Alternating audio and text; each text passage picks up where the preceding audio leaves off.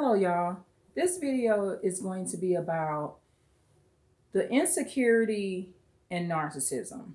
And for many of y'all, or some of y'all that have dealt with narcissists, you're always hearing something to the effect of this. You don't really want me. You don't like me. You don't really love me. And what part of that is the narcissist or people with a narcissistic personality, they get really bored, right? And for many of y'all, when they start saying things like, you don't want me, you don't love me, you don't really want me around, sometimes it's because you've said it to the person or people out of anger, because a lot of times narcissistic people are saying that they don't want to be around. But what it basically is a lot of narcissists, they're always wishing that they were someplace else, right? Because narcissists always are thinking that they can do better, right? So if you're married to a narcissist, whether it be your wife or your husband, and your spouse is saying, you don't really want me or love me or whatever, sometimes they be wishing they at they side chick's house or the side dude or whatever. But what it boils down to, like I said, is they always thinking that they can do better.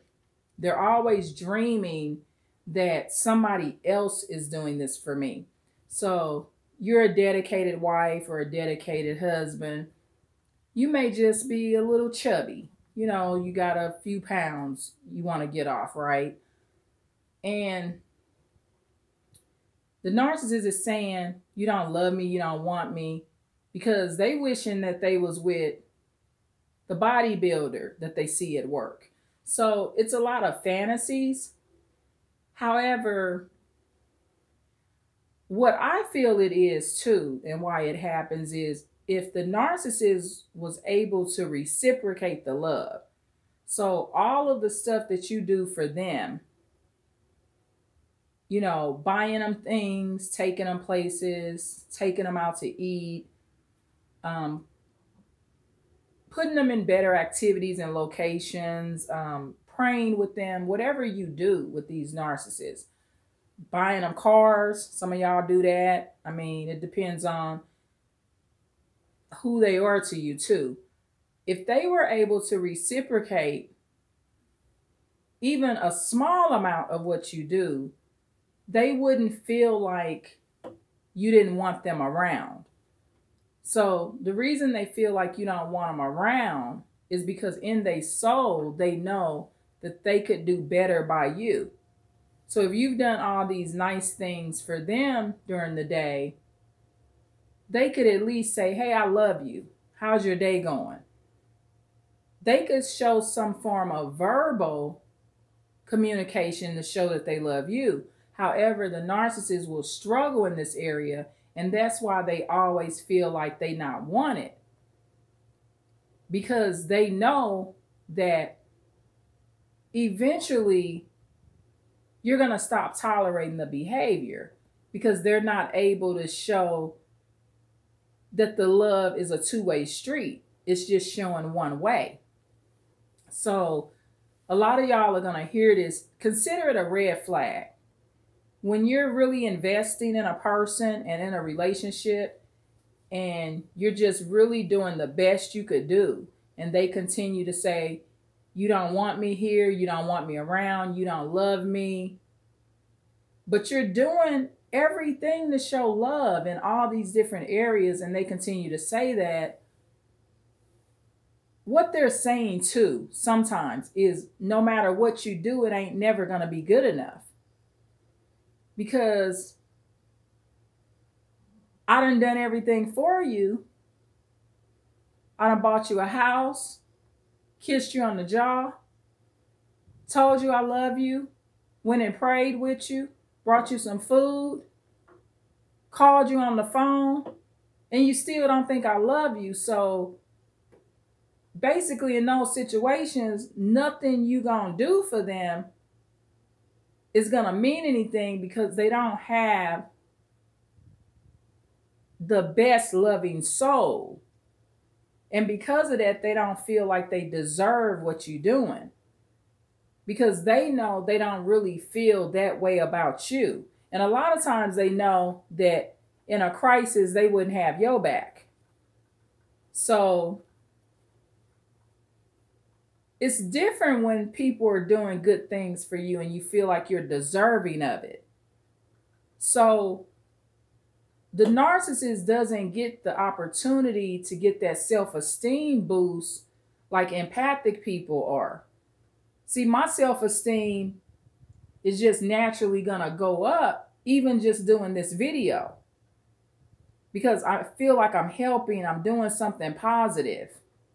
Doesn't matter that I don't get 1 million views. I'm not like in no competition on YouTube. So they're not boosting themselves up. And then if they are doing good deeds, it's not from the proper place in the soul, like genuine. A lot of times the good deeds that they want to do, or that they do, because I've been around narcissists like this too, the good deeds that they do, they don't really want to do them. If you say, hey, can you move that trash bag? In their soul, they really don't want to do it. Or something simple like, hey, can you help me move this chair? Or I want to move this table to the other side of the room and I need you to hold the other side of the table. A small table. They don't want to do it. So if you're always in situations with people that are giving to you, and this is what the narcissist is in, they're always in situations where people are doing for them, but they don't want to do nothing for the empathic person. How can they ever have their self-esteem increased from doing good deeds? Because ain't nothing they do a good deed because they don't want to do it. Laziness too. Narcissists are some lazy, trifling users, right? They don't want to do nothing. Lay around. Don't want to have enough goals and dreams. And so these are areas that people should work on. I mean, even empathic people go through those type of things, but it's because they're stressed. Some of them are even depressed and sad because they've been discarded by narcissists. They're missing the narcissist. They don't know it's a narcissist yet. They don't know what that is until they come into the knowledge and understanding of what that really means and what it is to be with a narcissist. The empathic person is depressed in those cases because they hoping that this narcissist come back. They wishing it would have worked. They think that they was in a relationship where it could have worked. The empathic person may feel like it's their fault. Things like that. But at the end of the day, for the other narcissists, nothing you do is going to be good enough. And so you're going to be drained because you're constantly going to be doing good deeds, small and big.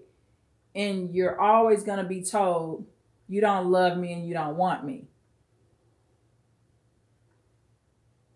And they're going to feel like that about every supply that they meet, y'all. At first, they're always going to feel loved and wanted in the love bombing stage when they're trying to do their little love bombing.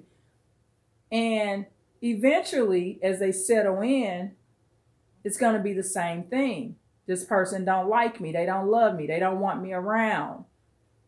It's going to be the same process that they go through.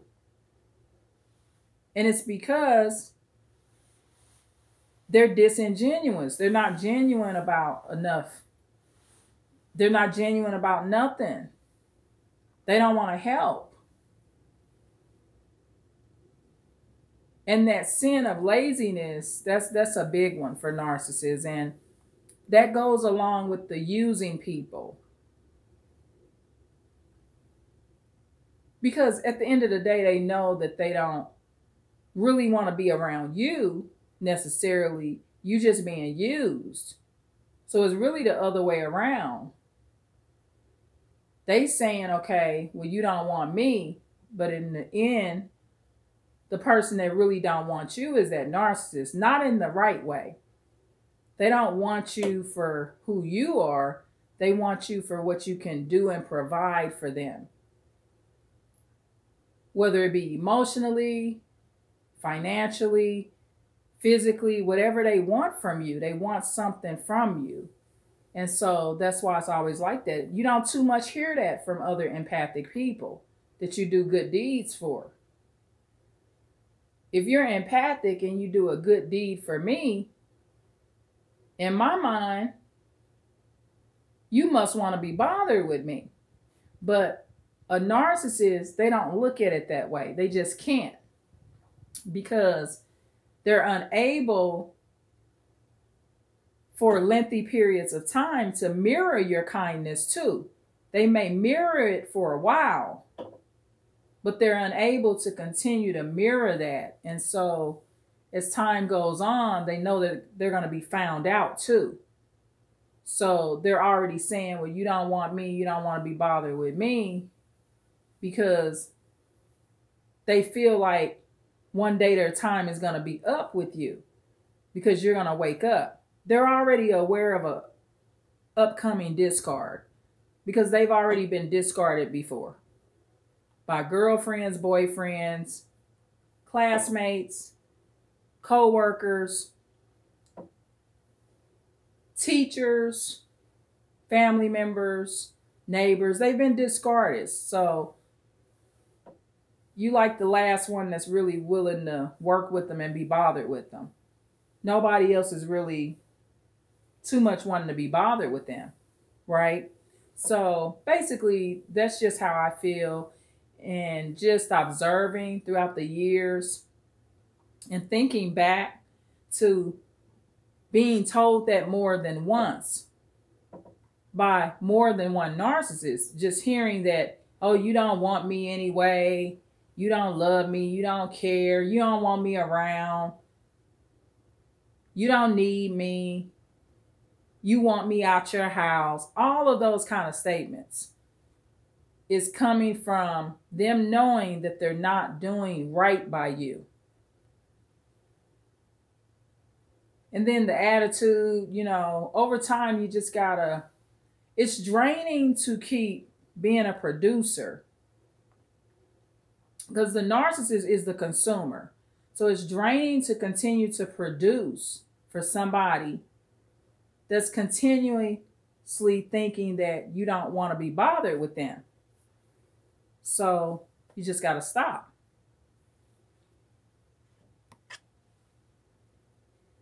You want to be in situations where you're just hearing stuff like, thank you. Is there anything you need? I appreciate that. You're a good sister or brother. So, like I said, you're just going to eventually have to stop the producing, because it's draining to keep producing and keep hearing those toxic statements. Because really what the narcissist is saying is that you're not genuine, or that's how you're going to feel when they're saying it. And it's just going to be too much over time. And it's a red flag. So when you're in situations with people, even if they're family members, good friends, and you're producing and helping them, and they continue to say you don't love them and you don't want them there and stuff like that, it's a red flag that you're potentially dealing with a narcissist. So just be aware of this red flag. I've been on this bike almost 15 minutes, y'all. Love y'all so much. And please like, share, and subscribe. Thank you.